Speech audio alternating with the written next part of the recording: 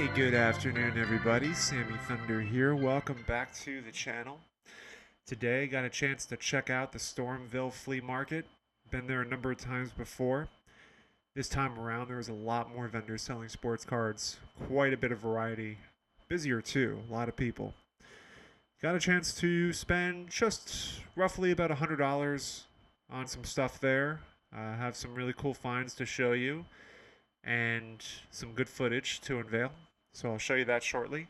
Before we get started, just want to remind everybody again, the giveaway is happening right now, where you can win two potential cards, the Bob Gibson's 1960, and then a Jim Cott rookie card is my 700 subscriber giveaway.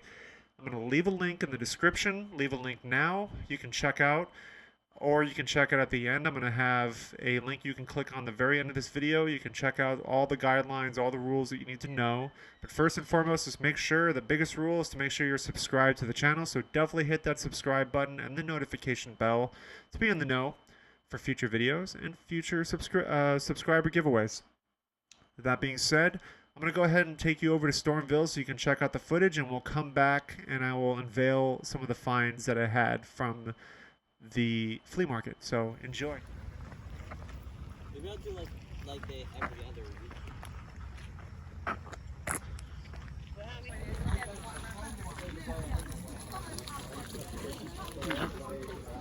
Yeah, take a look here. But anyway, I watched the kid. I loved the kid beating up on that stinking scut. Oh, yes. I was in a place.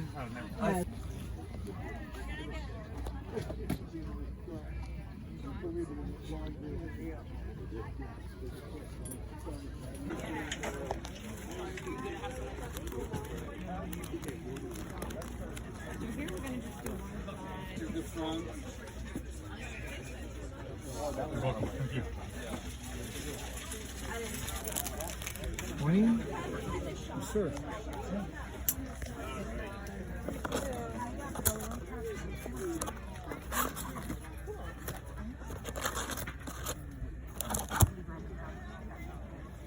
Alright, you need to go find two.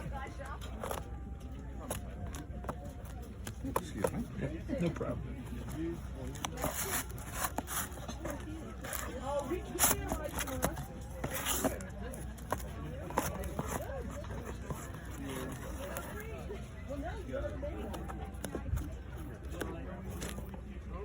Yeah, they're all right.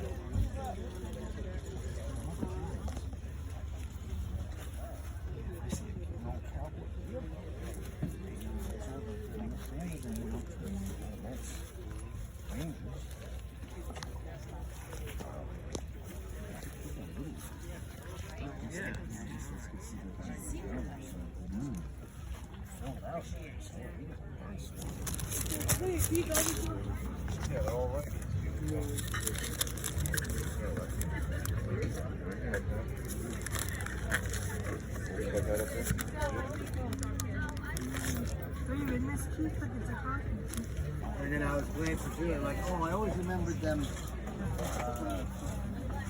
They always had an update on baseball and stuff. And sure enough, there was an article on the Mets in '69. You know, before they were in second place. You know.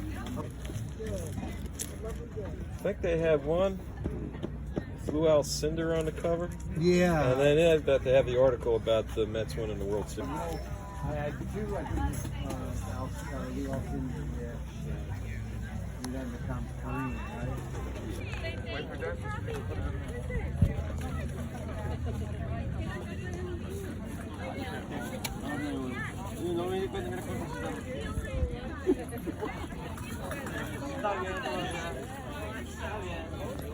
I was told it was a car show today, correct? Is there one?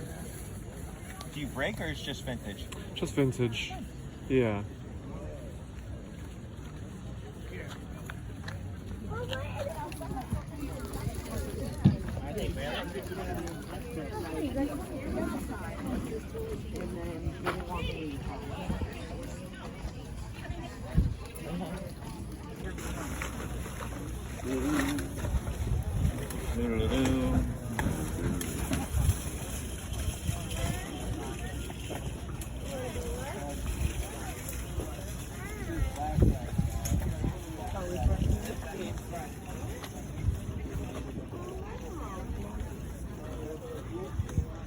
No, it doesn't go in your mouth. What you got?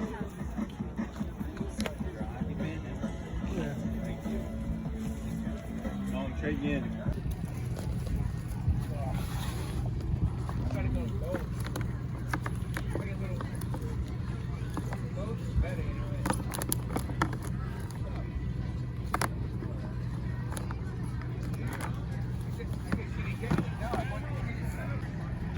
A lot of great cards. Thank you. It was a pawn shop that primarily dealt with gold. And so we had some of the unopened packs, so I started going through them, but I noticed a lot of loose cards in there that were like some jam. Okay. Yeah.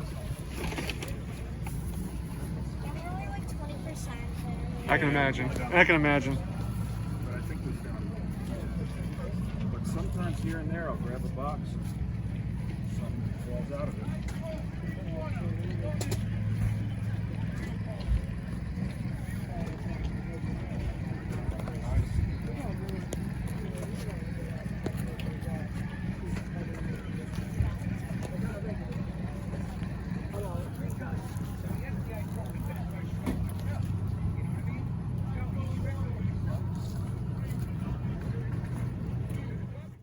All right, welcome back, everybody. Hope you enjoyed the footage.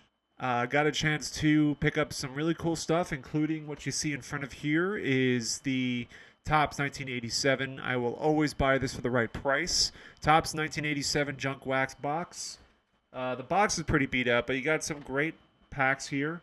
And the guy was selling them for $35, but he offered it to me for $25. That to me is a no-brainer. I'll always get that every single time I see it for the right price. So he had some really cool stuff as well that I'm always trying to find tall boy 1969 basketball cards. So I picked these up from him as well. They're not in the greatest shape. Some of them are, like this one has a lot of, I don't know if you could see it, but this one has some creases and wrinkles in there. But, you know, I'm just trying to kind of have fun building the set. So these 5 I picked up for $5. You go to any show, they'll sell these for, you know, almost double, if not triple that. So flea market finds are always great, especially for some of these cards. I think I might have some of these. I really don't know. But it was worth the $5, taking the chance that I can at least add some to the set that I'm working on. And some of the bigger cards that I purchased, well, let me just backtrack. So this is from the same vendor, so $30 for everything here. So we're at $30 for these cards. And the other cards that I spent, I spent, I guess, $80 total at these places. Oh, and I also bought this shirt for $20. So Stormville shirt, pretty cool. Bought that one for $20. You know, support the cause. I'm sure it goes towards good things for future flea markets and to kind of keep them going at this great place. So Stormville in Stormville, New York, highly recommend it. So with the next vendor, I met this guy who has his own booth. I'm sure you saw from the footage, him and his daughter run it. And a lot of great vintage stuff, hordes of great stuff all over the place. I will always buy a Seaver second year. So that's what I picked up. I have this one already. This one's probably not in nearly as good shape as the other one that I have. But for the right price, I asked for $30, and he was willing to let this go for $30. Some condition issues, but Seaver cards, I'll always pay a premium for them, especially when they're, you know, the older cards, the ones closer to the rookie year. And this one's not terrible shape. I mean, it's not awful, but the corners are pretty decent. There's some that are a little rounded, but this card is notoriously known for being off center, and this one's not as bad as the other one, I don't think. The other one has better corners, but this one is, I think, slightly better centered. So this one I added for $30. And then I got this really sharp 1971 Bob Gibson. This one I needed for my collection. And this one, obviously, y'all know 71s are notoriously bad for showing their condition issues. And this one I got for 20 bucks. I think the corners are pretty decent. There's some condition issues right there on the edge wear, but I think for what it's worth, I think it's pretty good for 20 bucks. These cards, especially in these conditions, go for big money. So, it was good to add this to the collection. So, yeah, between the shirt, the box, the tall boy cards, the Seaver, and the Gibson, I spent exactly $100. I think I did pretty well, all things considered. It's always a lot of fun to go out there. I highly recommend checking it out. And tomorrow I'm going to have a part 2 of this video because that all happened on the same day. But I also went to Village Baseball Cards, Mike's shop. Always try to go in there, and I bought another big card for y'all. So this is going to be, today's video is going to be part 1, buying vintage baseball cards at Stormville, spending $100, and then tomorrow spending $200 at Mike's shop at Village Baseball Cards. So I'll give you a little bit of both. So with that being said, again, don't forget about the giveaway. The link's at the end for y'all to check out. I want everybody to participate. I want y'all to be able to have the chance to, again, see if I can grab these cards. Grab the chance to get the Gibson or the Jim Cott rookie card. They're both up for grabs. So thank y'all so much for watching this video. Again, tomorrow we'll have part 2, Village Baseball card pickups. And I hope y'all enjoy the rest of your weekend. So thank you so much. Take care.